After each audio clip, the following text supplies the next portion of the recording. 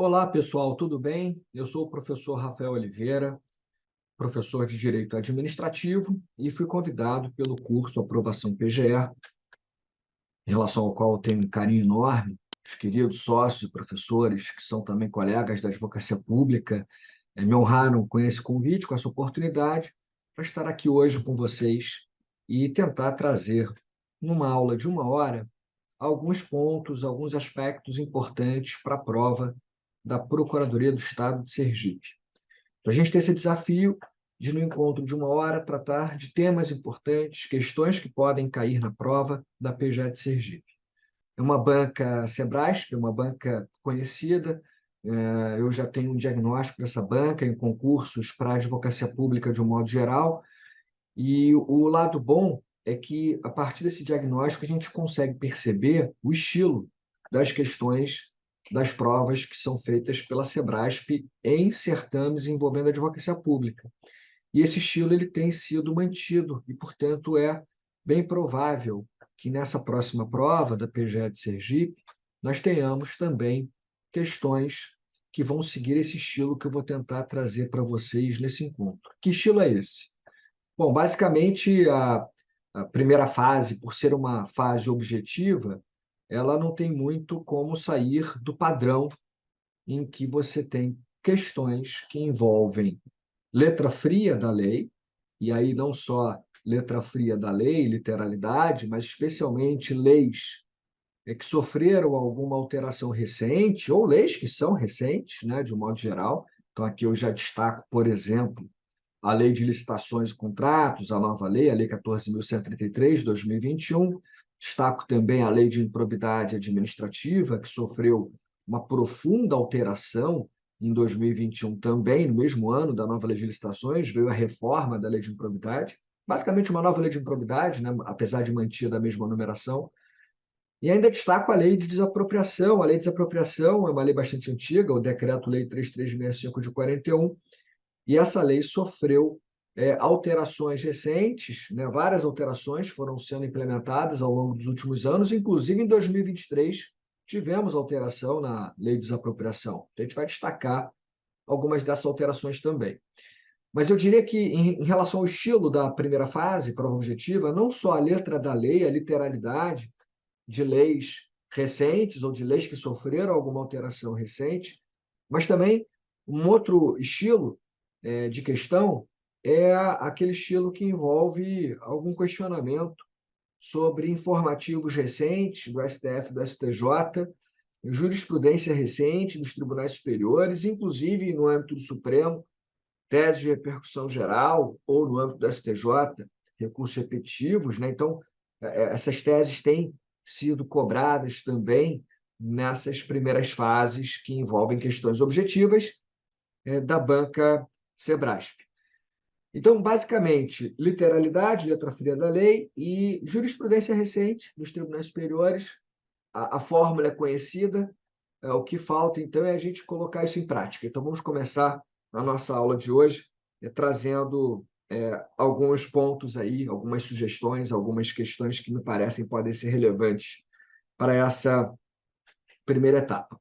Bom, em relação ao tema das licitações e contratações administrativas, como eu já antecipei, a Lei 14.133 de 2021 é uma lei bastante recente, a nova lei de licitações que pretende, até o final do ano de 2023, revogar a Lei 8666 de 93, até então a Lei Geral de Licitações, a Lei do RDC, do Regime Diferenciado de Contratação, e também revogar a Lei do Pregão, a Lei 10.520/2002. Então, essa nova lei de licitações, que tem aproximadamente 194 artigos, fora os parágrafos, incisos e alíneas, né, uma lei bastante extensa, é muito difícil a gente aqui cravar, né, dentro dessa lei tão ampla, qual seria o ponto a ser perguntado pela banca examinadora, mas eu diria para vocês que tem algumas questões que têm sido repetidas. Então, nas primeiras fases objetivas, é muito comum o examinador perguntar sobre modalidades de licitação, sobre casos de contratação direta sem licitação, dispensa, inexigibilidade, especialmente, e outros assuntos. Então, aqui eu acho que na verdade, o que eu quero fazer com vocês é trazer alguns desses pontos que podem ser perguntados nessa primeira fase, em relação ao tema das licitações e contratos inicialmente. Dentro da nova lei de licitações, um ponto que eu destaco são as modalidades de licitação. Então, vamos lá. O que a nova lei de licitações faz? Ela modifica o regime de modalidades de licitação. Então, a nova lei vai extinguir, por exemplo, a tomada de preços e o convite, que eram duas modalidades tradicionais de licitação, elas não são mantidas no novo diploma legal, e a nova lei de licitações ela cria uma nova modalidade, que é o diálogo competitivo. Então, basicamente, o que a nova lei de licitações traz são 5 modalidades de licitação: pregão, a concorrência, o concurso, o leilão e o diálogo competitivo. Essas são as 5 modalidades de licitação na Lei 14.133. Em relação ao pregão, questão boa para a prova objetiva. O pregão continua sendo utilizado para aquisição de bens e serviços comuns. Em relação ao pregão, só pode ser utilizado o critério de julgamento que envolva preço. Portanto, você pode utilizar o critério menor preço ou maior desconto. Não pode utilizar critério técnica e preço, outro critério que não seja menor preço ou maior desconto. Então, isso é importante. Uma outra questão também relevante: não é possível pregão para contratação de obra pública ou para serviço especial de engenharia. Essa é uma questão que já estava consagrada na doutrina majoritária, e também tinha a súmula do TCU, a súmula 257 do Tribunal de Contas da União, além do decreto federal de pregão eletrônico também trazer essa mesma solução. O tema era controvertido, mas já predominava o entendimento de que não era possível utilizar o pregão para obra ou para serviços complexos de engenharia, o que a nova lei de licitação chama de serviços especiais de engenharia. Você pode fazer, utilizar o pregão só para aquisição de bens e serviços comuns. Obra não é aquisição de bens e serviços comuns. Então, a nova lei de licitações expressamente proíbe pregão para obra. E expressamente proíbe pregão também para serviço especial de engenharia. Mas, contrário senso, eu posso usar o pregão para serviços comuns de engenharia, que são serviços padronizados e que você pode estabelecer o critério apenas de preço, menor preço ou maior desconto, como eu já antecipei. Então, boa questão para a prova. Bom, em relação à concorrência, a concorrência não é a mesma concorrência da lei anterior, porque na lei anterior, a concorrência, na Lei 8.666 de 93, a concorrência ela era utilizada para contratações de grande vulto econômico, né? Esse critério já não é mais utilizado na nova lei de licitações. Na nova lei, o valor do contrato ele não impacta na escolha da modalidade de licitação, então pouco importa o valor, se é pequeno, se é médio, se é alto. Na nova lei de licitações, o que importa para você escolher a modalidade de licitação é o objeto a ser contratado, não é o valor. Então, como eu falei já para o pregão é para aquisição de bem e serviço comum. A gente vai ver, por exemplo, o concurso é para contratação de um trabalho técnico, artístico ou científico. O leilão é para alienação de bens. E o diálogo competitivo para contratações e soluções inovadoras. Eu vou falar disso ainda. A concorrência, portanto, ela na nova lei de licitações, ela não se prende a valor do contrato, e a concorrência tem uma aplicação supletiva ou subsidiária, porque tudo aquilo que não for encaixado no pregão, aquisição de bens e serviços comum, no concurso, trabalho técnico, artístico ou científico, no leilão, alienação de bens, ou no diálogo competitivo, contratação de soluções inovadoras, vai cair na concorrência. Então, a concorrência ela tem uma aplicação, repito, subsidiária ou supletiva. Um outro ponto importante é que a concorrência ela vai seguir, na nova lei de licitações, o mesmo rito aplicável ao pregão. Isso é importante, é uma novidade, porque na lei anterior, na Lei 8.666 de 93, a concorrência tinha um rito diferente do pregão. Na concorrência, você primeiro, por exemplo, fazia uma etapa de habilitação das empresas, em que você analisava, né, toda a documentação de habilitação, a regularidade jurídica, a regularidade econômico-financeira, a capacidade técnica, o cumprimento do artigo 7º, 33 da Constituição Federal, a regularidade fiscal e trabalhista, para depois você, na etapa de habilitação, para depois você, então, chegar na etapa de julgamento e analisar as propostas e definir quem é o primeiro colocado, que é aquela empresa que você vai contratar. O pregão já invertia essas fases. No pregão você já tinha primeiro o julgamento e depois a habilitação, ou seja, o recado é o seguinte: vamos ao que interessa, estabelecemos a ordem de classificação, primeiro colocado e assim por diante, e depois vamos ver a habilitação do primeiro colocado. E se tiver tudo certo, eu contrato com ele. Eu não perco tempo analisando documentação dos demais licitantes, a não ser que o primeiro colocado tenha algum problema de documentação. Aí você passa para o segundo e assim por diante. Bom, na nova lei de licitações, a concorrência tem o mesmo rito do pregão. Na nova lei de licitações, o rito vai ser unificado.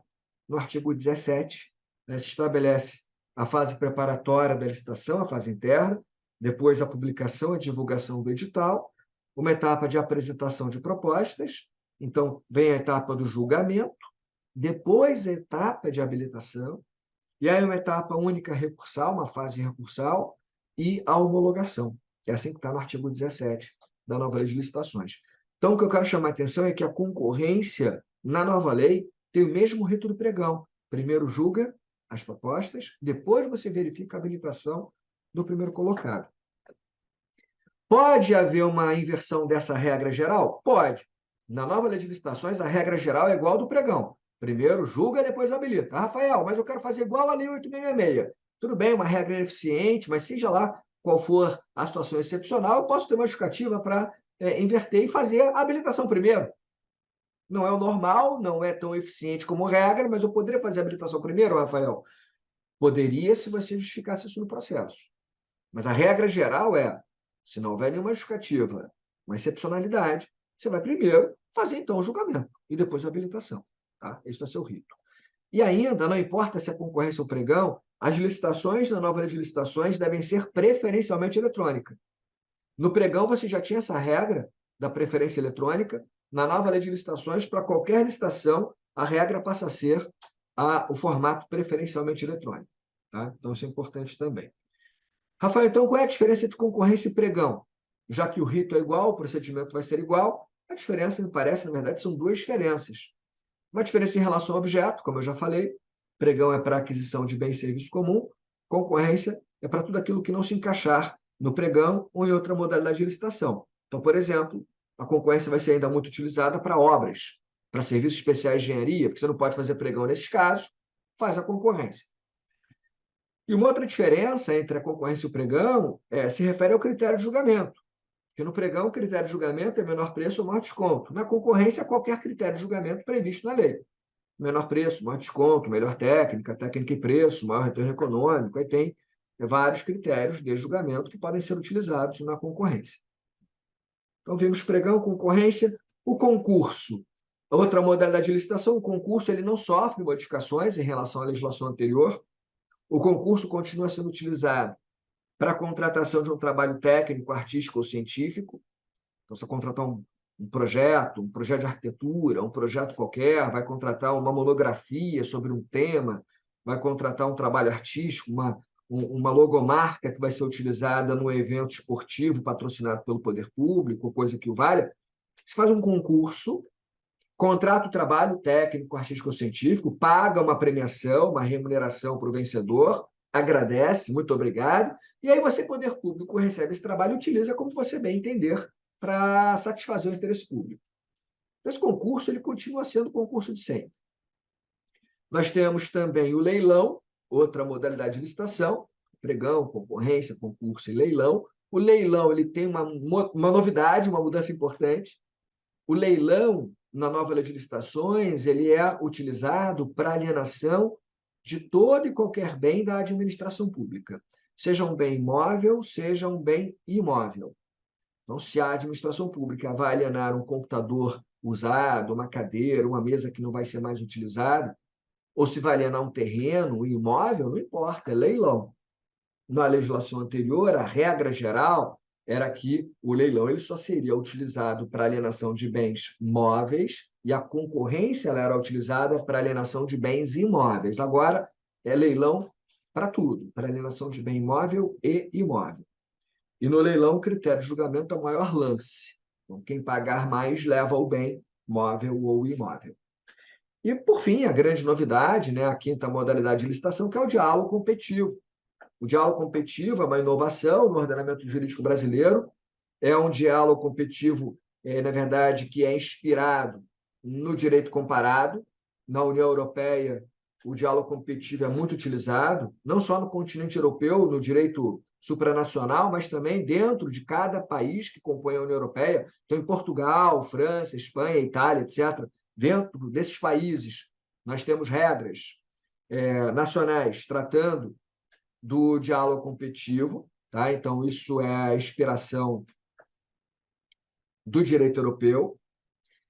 E o Brasil traz, então, o diálogo competitivo como uma nova modalidade. Qual é a ideia? Você vai encontrar isso na nova lei de licitações, especialmente lá no artigo 32, mas a ideia é que o diálogo competitivo vai ser utilizado para a contratação de soluções inovadoras, soluções que não estão prontas no mercado. Explicando melhor, o poder público precisa satisfazer o interesse público, ele tem um desafio que ele precisa superar, ele sabe qual é o problema a ser resolvido, mas ele não sabe como resolver esse problema, como satisfazer o interesse público. Então, ele sabe qual é a sua necessidade, ele sabe qual é o seu grande objetivo, mas ele não sabe como fazer. E ele olha para a iniciativa privada e não encontra no mercado uma solução pronta que atenda à sua necessidade. Então, ele precisa de uma solução que vai ser customizada, ou ele precisa de uma solução que vai ser criada pela iniciativa privada. Então, o que o poder público pode fazer é um diálogo com a iniciativa privada para, juntamente com os particulares, todos ali pensando ao mesmo tempo, chegarem a uma solução inovadora, tecnológica, que satisfaça o interesse do Estado. É aí que entra essa modalidade de licitação. No diálogo competitivo, aqui muito resumidamente, eu sugiro que vocês leiam a letra da lei para a primeira fase, prova objetiva, a letra de lei, né? Muita letra de lei, então leiam a nova lei de licitações. Mas, basicamente, no diálogo competitivo, você tem 3 etapas. E 2 editais. É a única modalidade que tem 2 editais. Você primeiro tem, então, a publicação de um edital, o primeiro edital é publicado, e aí começa a licitação, e aí você tem uma primeira etapa de pré-seleção. Então, nesse primeiro edital, o poder público já define qual é o seu grande objetivo, o que ele precisa fazer para satisfazer o interesse público, e aí o poder público já define condições mínimas de participação na licitação. Então, nesse caso, o poder público vai estabelecer condições para participação na licitação e vai fazer a pré-seleção de interessados. Feita a pré-seleção, todos que preencheram os requisitos colocados no primeiro edital terão direito de serem pré-selecionados, né? Todos vão ser pré-selecionados. Finalizada a pré-seleção, começa o diálogo entre o poder público e os pré-selecionados. E através do diálogo, o poder público e os particulares vão elaborar um projeto, elaborar uma solução inovadora. O poder público finaliza o diálogo com os particulares dizendo: vamos acabar nossa conversa aqui, já sei qual é a minha solução, e define qual é a sua solução. Solução que foi encontrada a partir de um diálogo entre o poder público e esses pré-selecionados. E aí você tem a finalização do diálogo, a definição do projeto, e aí vem uma terceira e última etapa com a publicação de um segundo edital. Você publica um segundo edital e inicia a fase competitiva. No segundo edital, você diz qual foi o projeto que você encontrou na etapa do diálogo, diz qual vai ser o critério de julgamento para definir quem você vai contratar. Então, começa a terceira e última etapa. Depois da pré-seleção do diálogo, começa a etapa da competição, a terceira etapa. E nesse segundo edital, você vai ter, então, a definição do projeto, vai ter a definição do critério de julgamento. E na competição, os pré-selecionados que participaram do diálogo vão disputar o contrato. O poder público define o vencedor e celebra o contrato. Então, a modalidade de licitação é muito importante. Leiam lá as modalidades de licitação na nova lei, vejam isso tudo que eu acabei de trazer para vocês, tá? Eu trouxe já pontos importantes que podem cair na sua primeira fase. Um outro ponto importante em relação à prova da PGE Sergipe é a participação de ME e EPP nas licitações, microempresas e empresas de pequeno porte. Porque a Lei Complementar 123, que trata da ME e EPP, um tema, né? Ele é mencionado no próprio edital desse concurso da PGE de Sergipe, e no dia a dia, a questão envolvendo a participação de ME e EPP é muito relevante para as licitações públicas. É muito comum a participação de ME e EPP. E a microempresa em empresa de pequeno porte, ME e EPP, quando elas participam de licitação, elas têm um tratamento diferenciado. Todo esse tratamento diferenciado é colocado na Lei Complementar 123 de 2006. Resumidamente, você tem a possibilidade de corrigir falhas na documentação fiscal e trabalhista. Então, se o ME e EPP tem uma certidão positiva fiscal ou trabalhista que aponta, portanto, que aquela ME ou EPP está devendo tributo e não regularizou, ou então foi condenada no seu trabalho, não regularizou a sua questão trabalhista, se fosse qualquer outra empresa, seria barrada na licitação, seria inabilitada. Mas sendo uma ME ou EPP, ela vai ter a possibilidade de permanecer na licitação e, se ela vencer a licitação, aí sim, como condição para a assinatura do contrato, ela vai ter que regularizar a questão fiscal e trabalhista. Mas veja, não é uma questão para inabilitar a MEPP. Você inabilita qualquer empresa que tivesse problema. A MEPP você não inabilita, não. Ela permanece na licitação e ela vai ter essa obrigação de regularizar a questão fiscal e trabalhista se ela vencer a licitação, e aí essa regularização vai ser uma condição para a assinatura do contrato. Esse é um tratamento diferenciado. Outro tratamento diferenciado em relação ao MEPP é o empate ficto ou presumido. Então, se for um pregão e a MEPP perde o pregão, perde a licitação modalidade pregão, mas perde por pouco, e por pouco a lei define até 5% de diferença em relação à proposta da primeira colocada, e se for outra modalidade de licitação que não pregão, a diferença é de 10%, a lei diz que, apesar da MEPP ter perdido a licitação, apesar da proposta dela ser pior que a primeira colocada, é só um pouco pior. Até 5% de diferença, se for o pregão, ou 10% nas outras modalidades. A lei, então, presume empate. Empate ficto ou presumido. Por que ela presume empate? Para dar uma segunda chance para a MEPP. A MEPP, elas vão ser chamadas ali e vão poder apresentar uma nova proposta. Se for melhor que a primeira colocada, vence a licitação. Tratamento diferenciado. Outro exemplo, tratamento diferenciado, licitações até R$80 mil, participação exclusiva de MEPP. Empresas de médio e grande porte não podem disputar esses contratos, se forem licitações até R$80 mil. A não ser que você tenha lá uma limitação de mercado e justifique lá a participação também de médias empresas e grandes empresas. Do contrário, se nada houver de peculiaridade, licitações até 80 mil só participa em MEPP. Outro tratamento diferenciado. E, por fim, um outro exemplo, né, cotas para aquisição de bens divisíveis. Então, você pode estabelecer cotas em que você vai ter a participação apenas de MEPP e a contratação apenas de MEPP, quando for aquisição de bem divisível. Também a obrigatoriedade, subcontratação por parte de médias empresas e grandes empresas, uma subcontratação obrigatória de empresas de pequeno porte. Então, tudo isso está na Lei Complementar 123 de 2006. MEPP é um tratamento diferenciado que todos nós temos a obrigação de saber, porque é uma lei já conhecida, a Lei Complementar 123 de 2006, ela já é aplicada há bastante tempo. O que eu acho que pode ser perguntado na sua primeira fase? Além desses tratamentos diferenciados que eu já antecipei, eu acho que pode cair uma questão envolvendo literalidade da Lei 14.133 de 2021. E aí eu me refiro ao artigo 4º da lei. Porque o artigo 4º da Lei 14.133, eu abri aqui a lei, vocês também podem abrir aí para acompanhar. O artigo 4º, como regra, determina a aplicação do regime diferenciado, que é previsto na Lei Complementar 103, tratamento diferenciado para MEPP. Então, aquilo que eu falei até agora se aplica a MEPP na nova lei de licitações, continua tudo igual por enquanto. Qual é a novidade em relação à lei anterior? A novidade está no artigo 4º, parágrafo 1º. O artigo 4º, parágrafo 1º, afasta o tratamento diferenciado da MEPP em algumas situações. E quando você olha para o artigo 4º, parágrafo 1º, tem lá incisos 1 e 2, quando é que você vai afastar? Quando você vai fazer uma licitação e, naquela licitação, o valor estimado do contrato já ultrapassa o valor que é necessário para a empresa se qualificar como empresa de pequeno porte. Então, vamos lá. O que a empresa precisa ter para se qualificar como empresa de pequeno porte? Ela precisa ter uma receita bruta anual de até 4.800.000 reais. Está na Lei Complementar 123. A nova lei de licitações, no artigo 4º, parágrafo 1º, diz que se a licitação é feita e o valor da licitação para aquele ano já é superior a 4.800.000 reais, você já vai deixar de qualificar eventualmente a empresa contratada como MEPP. Nesse caso, se a licitação já tem valor estimado superior a 4.800.000 reais, você não vai dar, nessa licitação, você não vai dar tratamento diferenciado para a MEPP.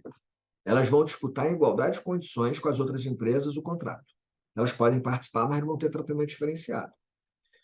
É muito importante, então, esse artigo 4º, parágrafo 1º. Importante também o seu parágrafo 2º, porque o artigo 4º, parágrafo 2º, diz que os benefícios da MEPP, né, não só você vai ter que olhar o ano calendário para saber se a empresa tem lá a receita bruta de até 4.800.000 reais, mas você tem que somar os eventuais contratos que essa MEPP já celebrou com outras administrações públicas. Tem que investigar, portanto, para saber se essa MEPP que está participando da solicitação, se ela já tem outro contrato em curso ou vai celebrar outro contrato em curso com outros entes federados naquele ano, para somar os valores para saber se elas vão ter o tratamento diferenciado ou não na licitação. Então, acho que o artigo 4º é uma excelente questão para a prova objetiva da PGE de Sergipe.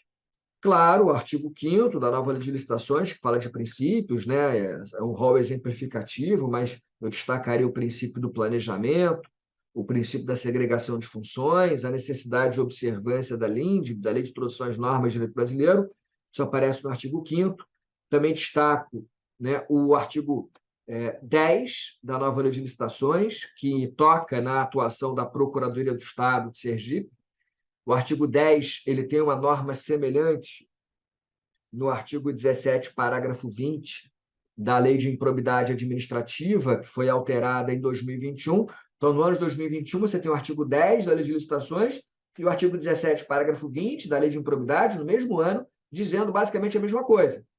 Né? Tanto no artigo 10 da Lei de Licitações, quanto no artigo 17, parágrafo 20, Lei de Improbidade, dizendo que o advogado público, procurador de Estado de Sergipe, por exemplo, vocês serão procuradores e procuradoras do Estado, que nós, procuradores, devemos fazer a defesa do agente público que é acusado pela prática de ato ilícito quando esse agente público atuou lá com base no parecer jurídico. Então, o agente público atua com base no parecer da PGE e amanhã vai o Ministério Público, por exemplo, e aponta o dedo para ele dizendo que ele cometeu uma irregularidade e aí, por exemplo, propõe uma ação de improbidade ou uma outra ação qualquer.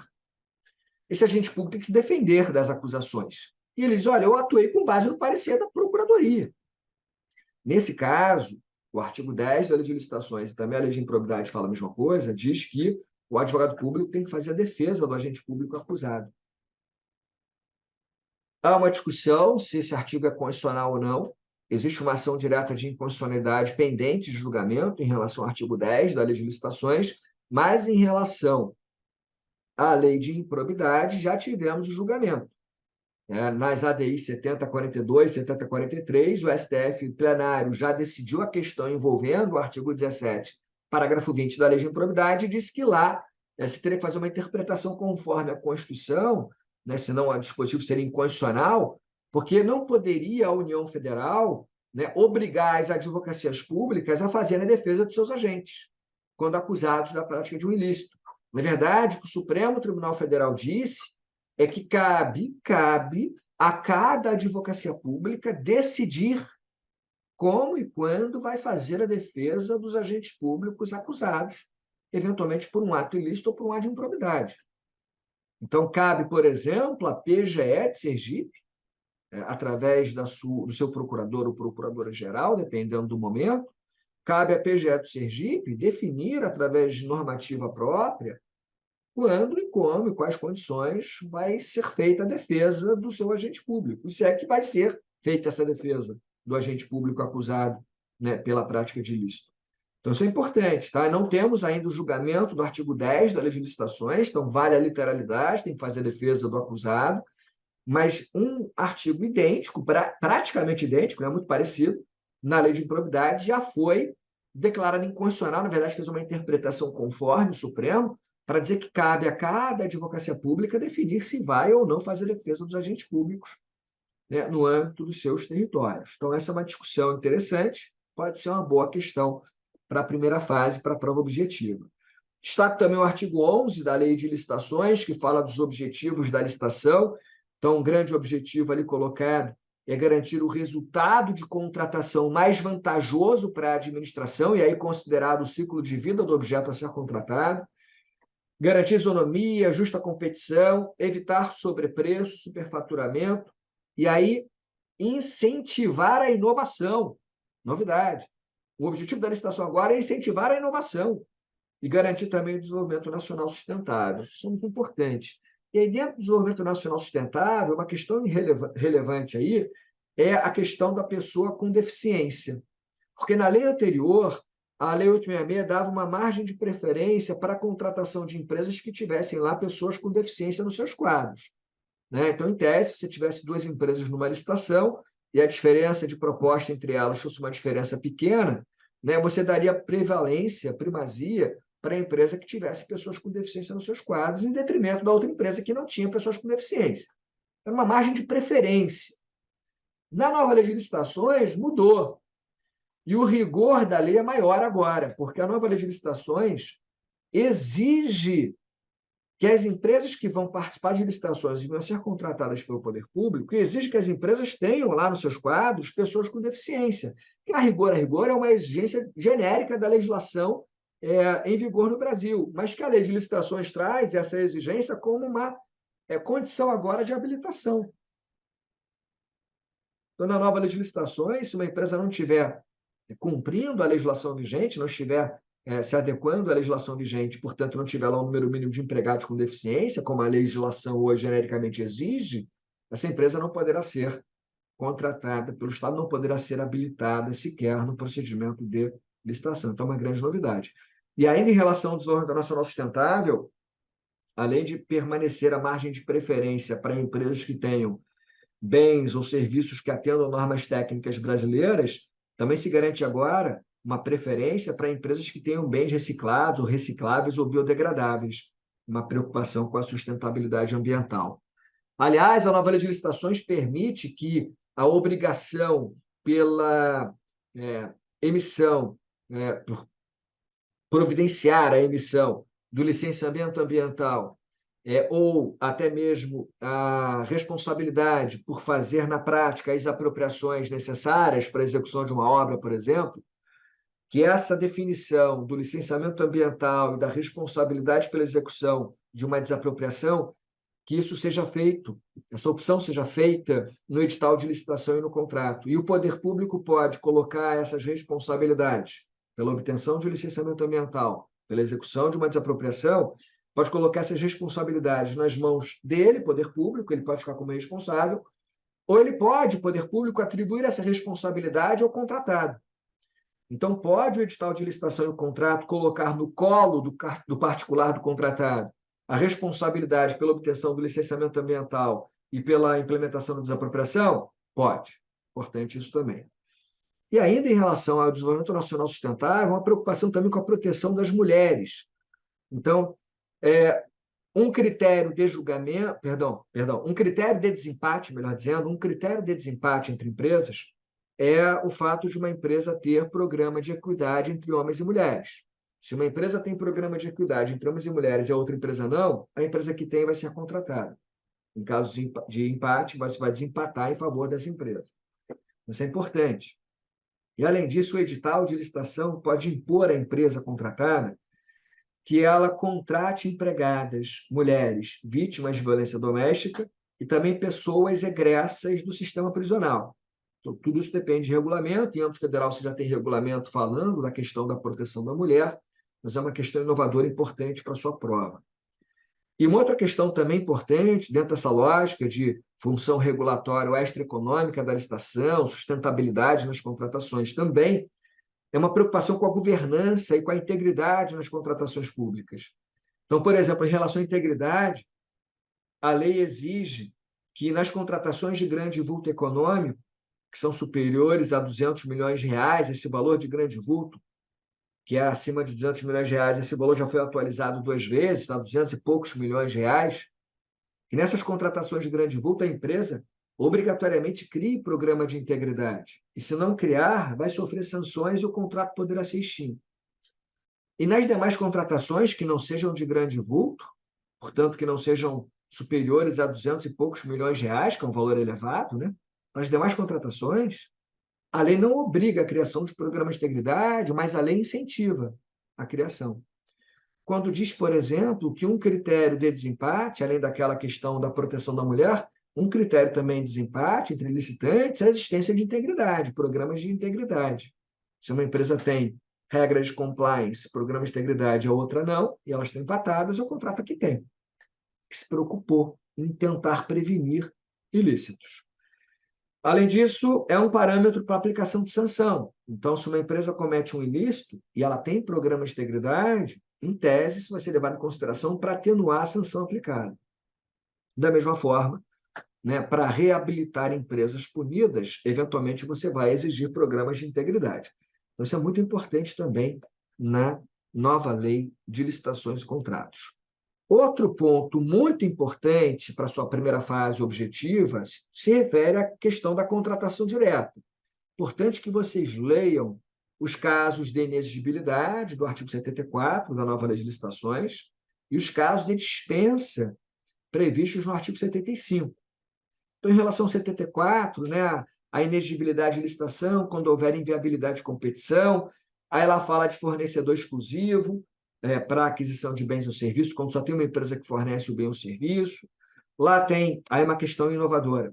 Contratação de serviços técnicos, profissionais de notória especialização. O que é novo aqui? Que, ao contrário da lei anterior, a nova lei de licitações, quando fala da contratação por inexigibilidade de serviços técnicos com profissionais de notória especialização, a nova lei não exige mais, não fala que esse serviço tenha que ser singular. Na lei anterior, para você trazer essa inexigibilidade, tinha que ser um serviço técnico, tinha que ter natureza singular e o profissional tinha que ter notória especialização.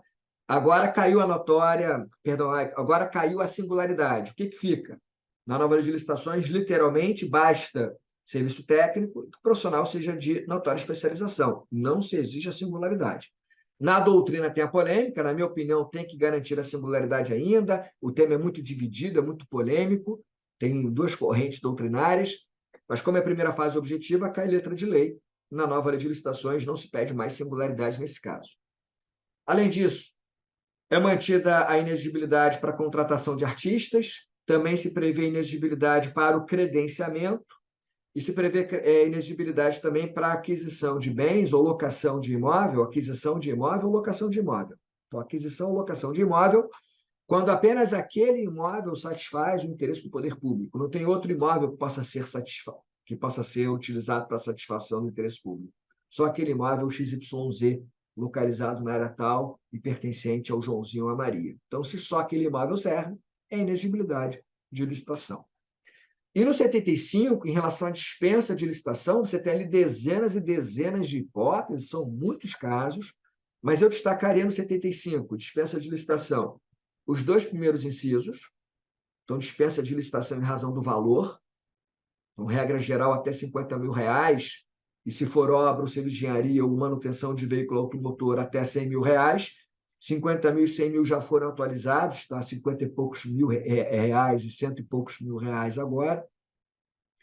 Mas, nesses casos, pequeno valor, você tem a dispensa de licitação, e é importante porque, nesses casos, em se tratando de contratações realizadas por consórcios públicos ou agências executivas, esses valores são dobrados, está no artigo 75 também, e muito importante, porque o artigo 75 ele proíbe o fracionamento para você fazer dispensa de licitação em razão do valor. Então, nesse caso, acho que é uma excelente questão de prova, a primeira fase, vocês vão lembrar disso. Você ler aqui o 75, parágrafo 1º da nova lei de licitações, que diz o seguinte, ó, para fins de aferição dos valores que justificam a dispensa de licitação em razão de valor, 50 e poucos mil reais como regra, e se for obra, engenharia ou serviço de manutenção de veículo automotor, até cento e poucos mil reais, para essa dispensa em razão de valor, você tem que levar em consideração, diz o artigo 75, parágrafo 1º, o somatório do que foi dispendido no exercício financeiro pela unidade gestora, e também o somatório da dispensa realizada com objetos de mesma natureza. Então, o que você tem que fazer? Você tem que levar em conta todo o seu exercício financeiro, 1º de janeiro a 31 de dezembro. Fazer um planejamento. Se você sabe que vai fazer contratações ao longo daquele ano e que superam 50 mil ou 100 mil reais, você não pode fazer dispensa de licitação. Você não pode fatiar isso e fazer pequenas licitações até 40 mil reais, 20 mil reais, fazer tudo com dispensa de licitação, e assim vai fazendo, repetindo. E no final, se você somasse todas essas contratações ao longo do ano, daria um valor muito superior à dispensa de licitação. E se você fizesse uma licitação só, você não poderia fazer dispensa. Teria que fazer uma licitação ordinária. Teria que seguir uma modalidade de licitação. Então, muito cuidado com esse 75, parágrafo 1º. Importante para a prova, tá? Também uma novidade é a dispensa eletrônica. A dispensa eletrônica é uma novidade importante que aparece também aqui no artigo 75, especialmente o seu parágrafo 3º, diz que, se tratando de contratação de pequeno valor, que você tem a dispensa de licitação, até 50 e poucos mil reais, até 100 e poucos mil reais, você tem que fazer preferencialmente a dispensa eletrônica. Nada mais é do que um mini pregão. Não vai usar esse nome na prova, tá? Mas o que significa a dispensa eletrônica? O poder público verifica que o seu contrato é de pequeno valor, não precisa fazer licitação, é dispensa. Só que ele divulga no PNCP, no Portal Nacional de Contratações Públicas, que ele está querendo fazer essa contratação de baixo vulto e dá um prazo de pelo menos 3 dias úteis para qualquer empresa do mercado apresentar um orçamento ali no sistema eletrônico.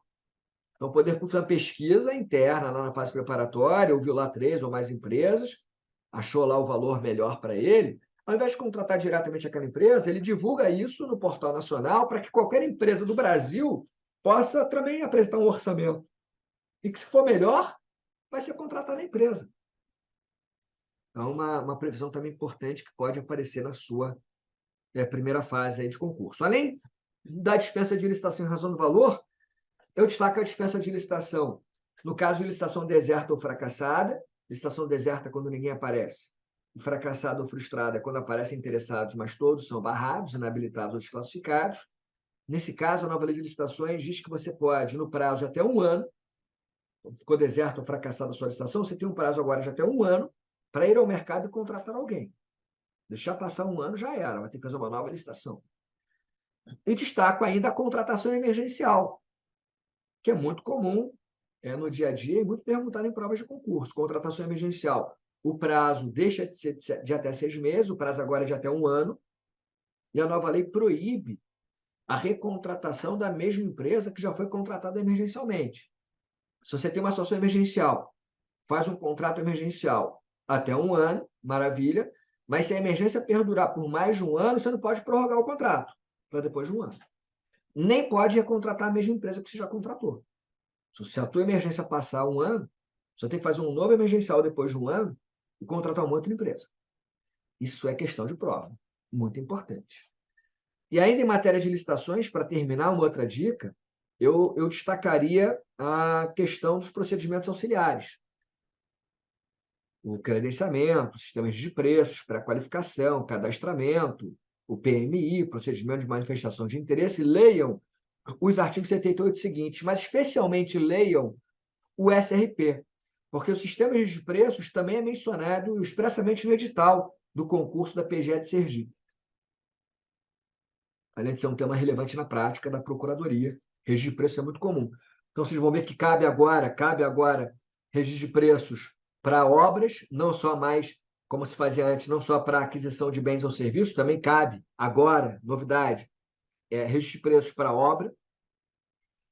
Pode fazer sistemas de preços com contratação direta, sem licitação, mas, regra geral, ao fazer o registro de preços, tem que fazer pregão ou concorrência. A ata, porque no final do registro de preços, o que você faz não é celebrar um contrato, você elabora uma ata de preços e coloca na ata a empresa vencedora e a proposta vencedora. A ata tem prazo de vigência de até 1 ano, mas você pode prorrogar por igual período, chegar a 2 anos. É novidade, porque na lei anterior só chegava a 1 ano. Agora você pode estabelecer 1 ano mais 1 ano. Isso é importante. A União Federal não pode pegar carona em ata do Estado de Sergipe, mas o Estado de Sergipe pode pegar carona em ata da União Federal. Então, é importante essa previsão também, uma boa questão para a prova. Maravilha? Então, muita atenção para o tema das licitações e contratações. É claro que tem outras questões importantes na nova lei de licitações, vejam lá os prazos dos contratos, artigos 105 e seguintes, vejam a questão do contrato verbal, em regra não cabe contrato verbal, senão ele é nulo, não produz efeito, a não ser pequenas contratações verbais, veja lá o artigo 95, parágrafo 2º. Então, são questões importantes. A distinção entre declaração de inidoneidade e impedimento de licitar e contratar, questão boa para a prova. Impedimento de licitar e contratar passou o prazo de até 2 anos para até 3 anos, e declaração de inidoneidade agora tem prazo entre 3 e 6 anos.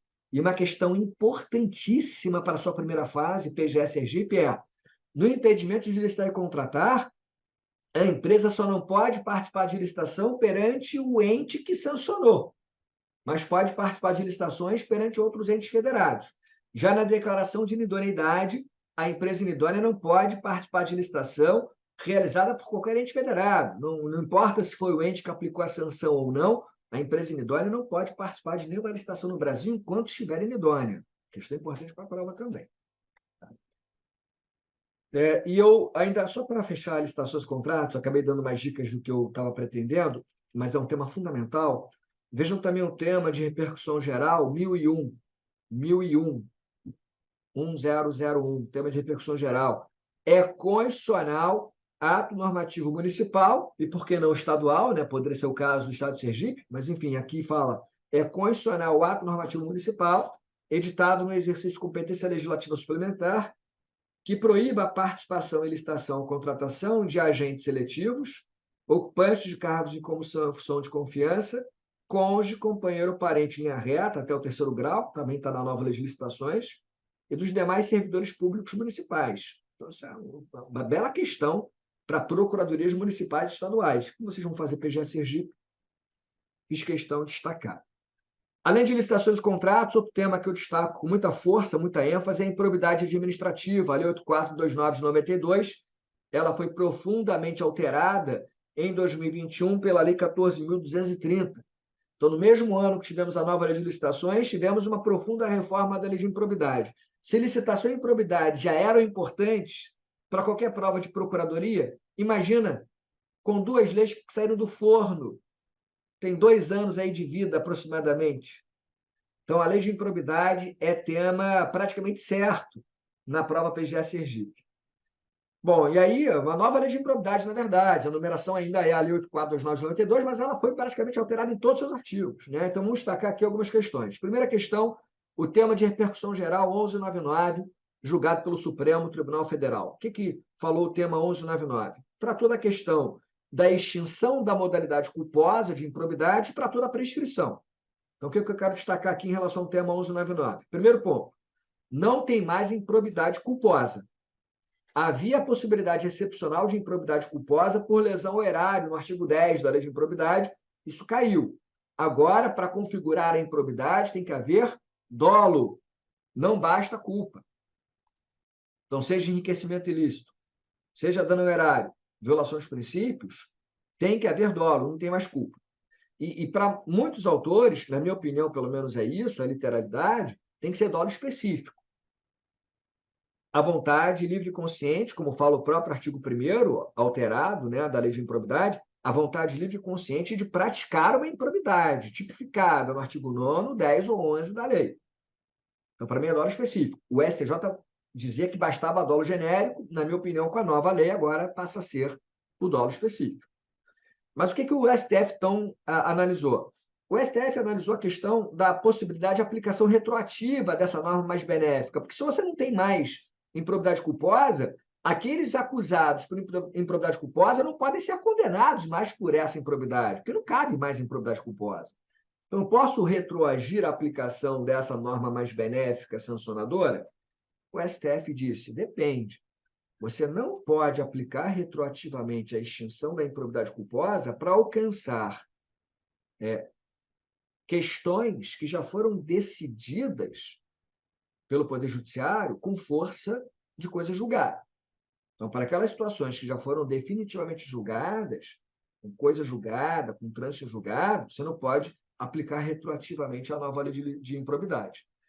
Mas, contrário senso, se ainda não houve a condenação com trânsito julgado, está na fase de inquérito civil, ainda está no curso da ação de improbidade, eventualmente já teve uma sentença, mas não transitou julgado, teoricamente você poderia aplicar retroativamente a norma mais benéfica e, portanto, beneficiar aqueles acusados por improbidade culposa, uma vez que não existe mais essa improbidade culposa. Primeiro ponto. O outro ponto é a prescrição. Havia uma regra muito confusa de prescrição no artigo 23 da Lei de Improbidade, uma regra muito confusa, omissa, lacunosa, e aí era muito criticada, mas, em regra, se estabeleceu lá o prazo de prescrição de 5 anos. Agora, na nova lei, o prazo de prescrição passa a ser 8 anos. Não importa quem é o acusado, se é servidor estatutário, se é letista, se é temporário, se é um particular, não importa. Prazo de prescrição, 8 anos. E uma novidade, agora tem prescrição intercorrente, prazo de 4 anos, é metade do prazo. E aí o STF disse no tema 1199 que as novas regras de prescrição não podem ser aplicadas retroativamente. Isso é muito importante. Ainda em relação à improbidade, eu destaco as ADIs, ações diretas de inconstitucionalidade, 7042 e 7043. O STF trouxe ali uma questão fundamental para a atuação de vocês amanhã como procuradores ou procuradoras do Estado de Sergipe. O que o Supremo disse? Que a Fazenda Pública tem legitimidade concorrente, juntamente com o Ministério Público, para a propositura da ação de improbidade e também para a celebração do Acordo de Não Persecução Civil, a ANPC. Isso é importante porque, com a reforma da lei de improbidade, o legislador pretendeu trazer uma legitimidade exclusiva para o Ministério Público propor ação de improbidade e para ele celebrar a ANPC, tirando a legitimidade, a competência, a atribuição da Fazenda Pública. O que o Supremo disse? Isso é inconstitucional, não pode. Você não pode suprimir a legitimidade da Fazenda Pública para propor ação de improbidade ou para a celebração de ANPC. A Fazenda Pública também tem legitimidade para propor ação e também para celebrar o ANPC. Então, isso é muito importante. E, como eu já tinha antecipado em relação ao artigo 10 da Lei de Licitações, aqui na Lei de Improbidade, o artigo 17, parágrafo 20, que diz que o advogado público tem que fazer a defesa do agente público acusado por improbidade, né, que esse artigo seria inconstitucional, então fez uma interpretação conforme para dizer que cabe à PGE de Sergipe, cabe à AGU, cabe a cada procuradoria decidir se a procuradoria vai fazer a defesa ou não dos agentes públicos acusados por improbidade e quais seriam as condições para isso. Isso é muito importante. Ainda em relação à lei de improbidade administrativa, o que eu destaco também para vocês, destaco o artigo 3º, o artigo 3º, antes do artigo 3º, primeiro o artigo 2º, quero destacar o artigo 2º, porque o artigo 2º menciona os agentes públicos que podem ser acusados por improbidade, e literalmente o artigo 2º fala do agente político, sublinha lá agente político. Aqui a discussão ela foi muito grande, mas o STF já tinha pacificado, e a lei agora confirma o que o STF já disse, o agente político pode responder por improbidade administrativa. Havia uma discussão porque o agente político também responde por crime de responsabilidade. E a discussão é se ele só responderia por crime de responsabilidade ou também responderia por improbidade. O STF, depois de alguma reviravolta, né, o STF vai na linha da doutrina majoritária e diz, olha, o agente político, se comete uma improbidade, ele pode responder sim por improbidade e também responder por crime de responsabilidade, isso não é bis in idem. Maravilha.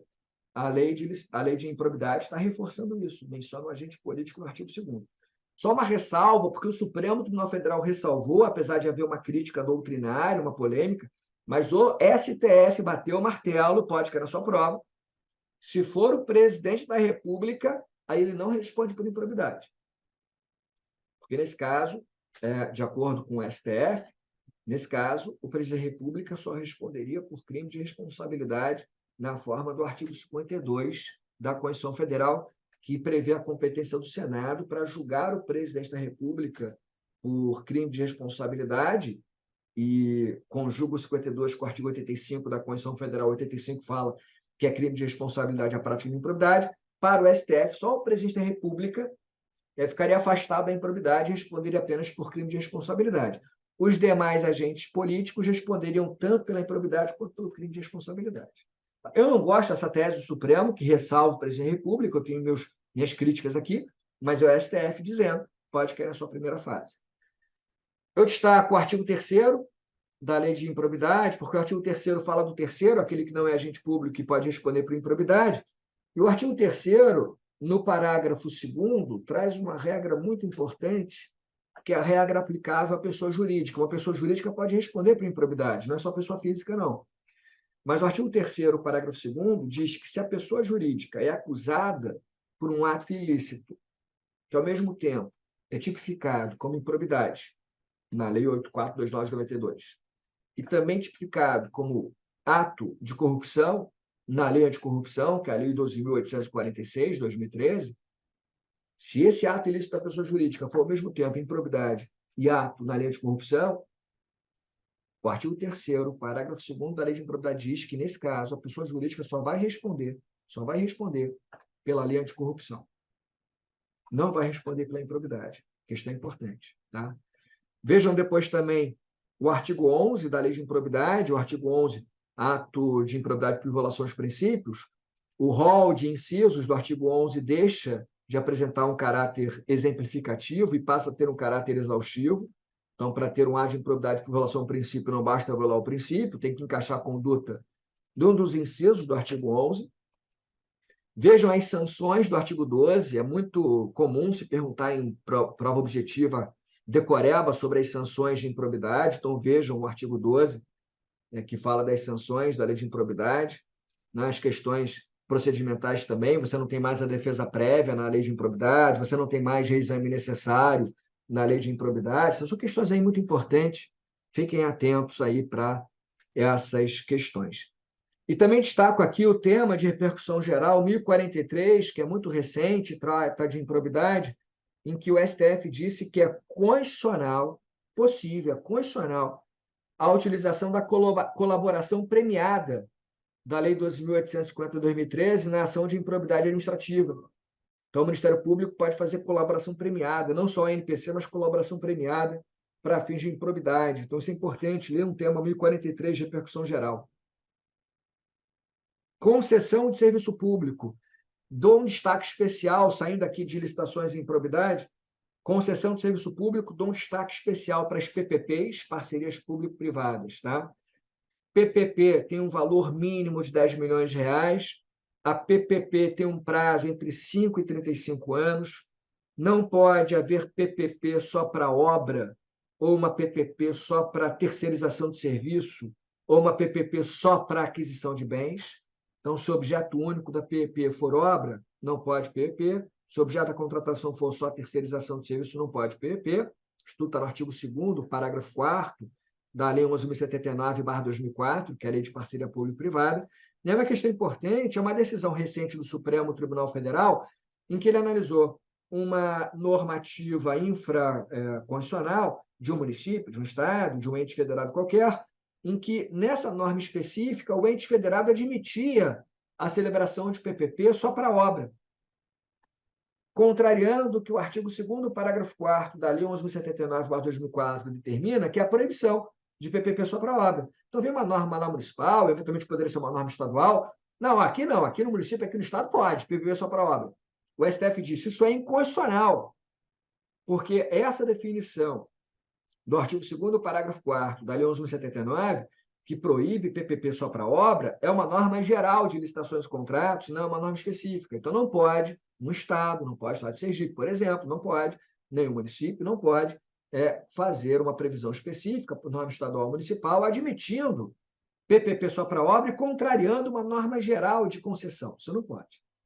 Então, questão importante. Uma outra questão importante aqui em concessão é uma decisão também recente do Supremo Tribunal Federal, em que ele discutiu a constitucionalidade do artigo 27 da Lei 8.987 de 95, que é a Lei de Concessão Comum, que é a questão da transferência da concessão. O Estado de Sergipe celebra um contrato de concessão com a empresa A e a empresa A vai transferir a concessão para a empresa B. Tem que fazer licitação? A polêmica é enorme na doutrina, mas o STF bateu o martelo e disse, não precisa fazer licitação. Basta que o poder público autorize a transferência da concessão, mas não precisa fazer uma licitação para transferir a concessão de uma empresa para outra empresa. Questão boa para a primeira fase. Em relação ao tema da administração pública, eu destaco o tema de repercussão geral do Supremo Tribunal Federal 1054, em que ele diz que o Conselho Federal e os conselhos seccionais da OAB não estão obrigados a prestar contas ao Tribunal de Contas da União, nem a qualquer outra entidade externa. Eu aproveito para dizer que o STF também afasta o precatório dos conselhos profissionais. Não só para a OAB, mas em relação a qualquer conselho profissional, o STF diz que não se aplica a regra do precatório, porque o conselho profissional não recebe recursos do orçamento. O conselho profissional sobrevive com recursos que são pagos pelos próprios profissionais fiscalizados. Então, o Supremo afasta o precatório. Já para as empresas públicas e sociedade de economia mista, empresas estatais, também um entendimento recente do Supremo, o Supremo ele afasta o precatório de estatais, porque são pessoas privadas, que atuam explorando a atividade econômica em regime concorrencial. São pessoas privadas, atuam em atividade econômica, em regime concorrencial, não tem precatório. Mas o STF aplica a regra do precatório para empresas estatais que prestam serviços públicos em regime não concorrencial. Em regime não concorrencial, com atuação monopolística, ou em regime de monopólio, exclusividade. Aplica o precatório, questão boa para a prova. Então, essa é uma questão também que merece uma atenção especial de vocês. A questão também da transferência de controle societário de uma empresa estatal, né? Se o Estado resolve alienar as ações que dão controle nessa empresa, o que ele vai fazer com a empresa? A empresa vai ser privatizada. Então, nesse caso, o Supremo Tribunal Federal entende que não só você tem que ter a licitação, mas tem que ter uma lei autorizativa para fazer isso, né? Outra questão importante, pessoal, muito importante, tá? Vejam a ADI, Ação Direta de Inconstitucionalidade, 4197, 4197, porque é uma discussão que envolve o Estado de Sergipe. E é uma decisão desse ano, 2023, tá? Então, uma discussão envolvendo o Estado de Sergipe. O Estado de Sergipe previu lá a criação de uma fundação estatal de direito privado para atuar na área da saúde, e aí se discutiu se seria constitucional a criação pelo Estado de uma fundação estatal como pessoa privada, de direito privado, para atuar na área da saúde pública. E aí a discussão envolve o Estado de Sergipe, questão que vocês vão fazer a prova aí, né, PGE de Sergipe.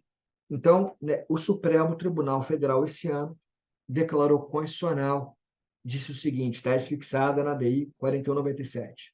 É constitucional a constituição de fundação pública de direito privado para a prestação de serviço público de saúde. Então, não importa se o pessoal ali da fundação vai ter o regime seletista e não estatutário, isso não importa, não haveria nenhuma proibição para você criar uma pessoa privada para atuar na área da saúde pública, como aconteceu no estado de Sergipe, pelas leis estaduais, todas de Sergipe, tá? Leis estaduais 6346 de 2008, 6347 de 2008 e 6348 de 2008, todas do estado de Sergipe. Questão boa para a sua prova de procurador do estado de Sergipe. Intervenção do Estado na propriedade. Destaco a questão da requisição de bem público. Regra geral, o STF diz que não pode haver requisição de bem público, então a União Federal não pode requisitar um bem público do estado de Sergipe.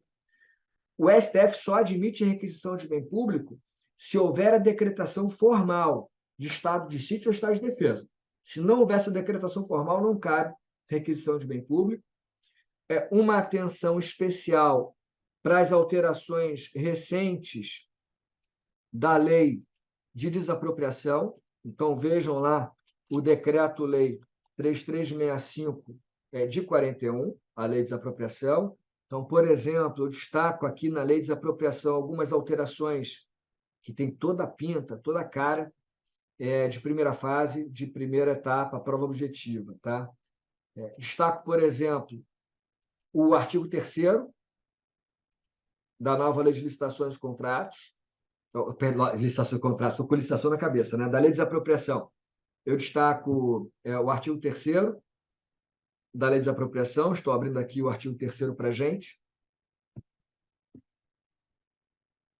O artigo 3º diz lá, foi alterado em 2023, tá? Esse ano. Questão para a prova. Poderão promover a desapropriação mediante autorização expressa, constante de lei ou contrato, concessionárias, inclusive PPP, né? Permissionários, autorizatários, arrendatários, entidades públicas, entidades que exerçam funções delegadas de poder público e, vejam, até mesmo o contratado pelo poder público para fins de execução de obras ou serviço de engenharia. Todos esses podem promover desapropriações se autorizados por lei ou por contrato. Eu pulei aqui, mas também destaco o artigo 2º, porque o artigo 2º fala, no parágrafo 2º, da desapropriação de bens públicos. Só pode desapropriar bem público de cima para baixo, União pode desapropriar bem público do Estado de Sergipe, mas o Estado de Sergipe não pode desapropriar um bem público da União. E tem que ter lei autorizativa. E aí a novidade é o artigo 2º, traço-A, perdão, artigo 2º, parágrafo 2º, traço-A. Artigo 2º, parágrafo 2º, traço-A, inserido esse ano, 2023, que diz que não precisa de autorização legislativa, está dispensada a necessidade de lei autorizativa se a desapropriação do bem público for feita por acordo entre os entes federativos. Olha, questão boa para a prova, hein? Então, se vai desapropriar bem público, precisa de lei autorizativa e só pode ser uma para baixo. Mas se for uma desapropriação amigável, a União vai desapropriar um bem do Estado de Sergipe, os dois concordam, não precisa de lei autorizativa. Questão boa, como eu disse, para a prova. Cabe mediação e arbitragem para definir o valor justo da indenização, está no artigo 10, também da lei de desapropriação, é uma questão também relativamente nova, importante prestar atenção. Eu destaco ainda, dentro da emissão provisória na posse, eu destaco ainda o artigo 34, deixa eu confirmar aqui o artigo,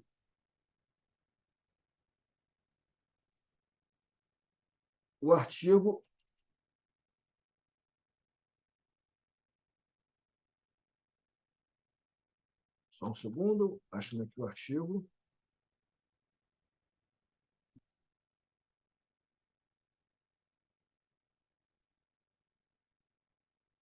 Artigo 34. É uma alteração que foi feita de forma relativamente recente, uma alteração que foi feita em 2022. O artigo 34A diz o seguinte: está tratando de emissão prévia na posse do bem. Em regra, se o poder público tem emissão prévia na posse, ele assume a posse do bem, em particular sai do bem, e ele pode levantar, em regra, até 80% do valor depositado. Aí vem o 34A. Se houver concordância reduzida a termo do expropriado, a decisão concessiva da emissão provisória na posse implicará a aquisição de propriedade pelos expropriantes, com o consequente registro da propriedade na matrícula do imóvel. E aí vem lá, parágrafo 4º. Após a apresentação de contestação pelo expropriado, se não houver oposição expressa em relação à validade do decreto expropriatório, se, por exemplo, for uma discussão só de preço, deverá ser determinada a imediata transferência da propriedade do imóvel para o poder público, independentemente da anuência do expropriado.